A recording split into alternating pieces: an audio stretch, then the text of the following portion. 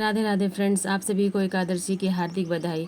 एकादशी का व्रत इस वर्ष 8 मई 2025 गुरुवार को है। हिंदू धर्म की मान्यताओं के अनुसार एकादशी का व्रत बिना कथा के पूर्ण नहीं होता।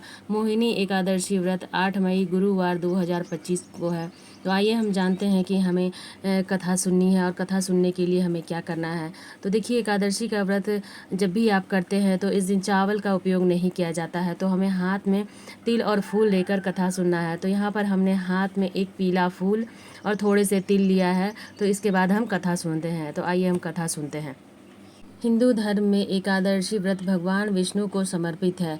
हिंदू पंचांग के अनुसार हर साल वैशाख मास की शुक्ल पक्ष की एकादशी को मोहिनी एकादशी व्रत रखा जाता है। इस साल मोहिनी एकादशी व्रत 8 मई 2025 गुरुवार को है। मान्यता है कि एकादशी के दिन जगत के पालनहार श्री हरि की विधिवत पूजा करने व व्रत कथा का पाठ करने से मनवांछित फल की प्राप्ति होती है। तो मोहिनी एकादशी की कथा कुछ इस प्रकार है।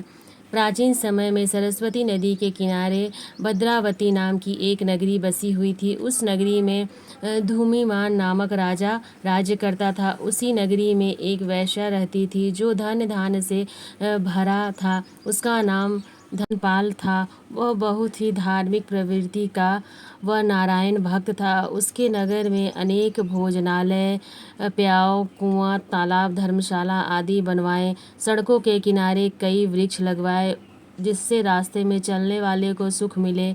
उस वैश्या के 5 पुत्र थे, जिसमें सबसे बड़ा पुत्र बहुत ही पापी व दुष्ट था। अपने पिता का ज़्यादातर धन वह बुरे संगतों में उड़ाया करता था। मांस मदिरा करना उसका हर दिन का काम था। जब समझाने बुझाने पर वह सीधे रास्ते पर नहीं आया तो दुखी होकर उसके पिता भाइयों और परिवारों के लोगों के घर से निकाल दिया और उसकी निंदा करने लगी। घर से निकलने के बाद वह अपने आभूषण व वस्त्रों को बेचकर अपना जीवन यापन करने लगा। धन नष्ट हो जाने पर उसके साथियों ने भी उसका साथ छोड़ दिया। जब वह भूख प्यास से परेशान हो गया तो उसने चोरी करने का विचार किया तथा रात्रि में चोरी करके अपना पेट पालने लगा। एक दिन वह पकड़ा गया, लेकिन सिपाहियों ने वैश्या का पुत्र समझकर छोड़ दिया।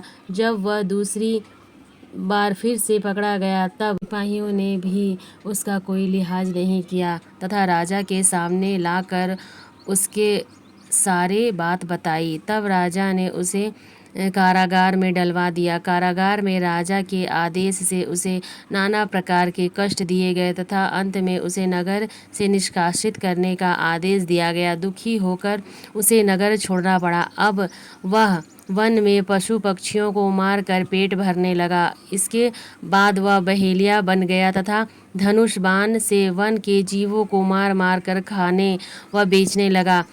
एक बार वह भूख और प्यास से व्याकुल होकर भोजन की खोज में निकला तथा कौंडिल्य मुनि के आश्रम में जा पहुंचा। इस दिन वैशाख का महीना था। कौंडिल्य मुनि गंगा स्नान करके आए थे। उसके भीगे कपड़ों की छींटें उस पर पड़ गई, जिससे उसे कुछ समृद्धि आ गई।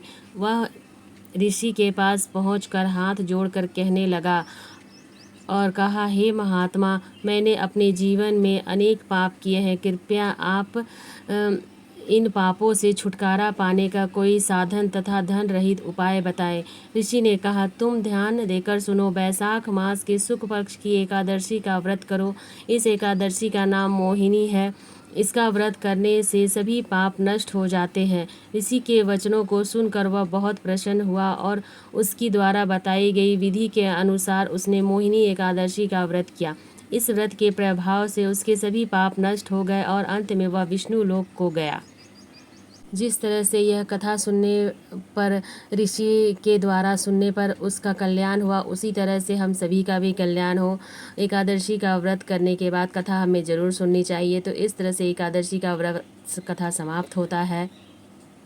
इसके बाद जो हमने हाथ में फूल और तिल लिया था वो भगवान को समर्पित कर देंगे और प्रणाम कर कर अपनी कथा को पूरी करेंगे। हमारी कथा समाप्त होती है। आपको यह कथा कैसा लगा मुझे कमेंट करके ज़रूर बताइएगा। मुझे आपके कमेंट का इंतज़ार रहेगा। राधे राधे फ्रेंड्स।